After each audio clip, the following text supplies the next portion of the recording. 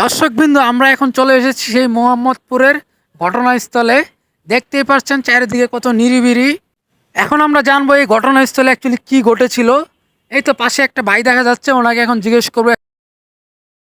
Excuse me ভাই, আপনার সাথে একটু কথা বলা যাবে? জি।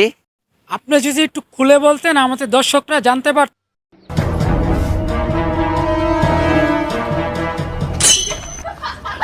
আরে ভাই, আপনি কি করতেছেন? আপনি না খুলতে বললেন?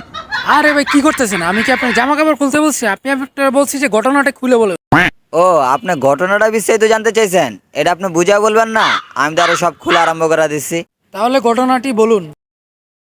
আপনারা জানেন যে মোহাম্মদপুরে কিছুদিন আগে গলা কেটে হত্যা করা হয়েছে। তো এটা মানুষের কাছে যদি আশ্চর্য লাগলো, এটা আমাদের কাছে আশ্চর্য লাগে না। কারণ আমরা কিছুদিন যাবত এইসব ঘটনাগুলো আমরা দেখতে পাই, যার কারণে আমাদের কাছে এটা স্বাভাবিক মনে হয়। তো এইসব বিষয় নিয়ে কোনো আতঙ্কের কোনো বিষয় না, এরকম 2 দিন পর পরে হইতে থাকে। এই নাজির, পুলিশ পুলিশ!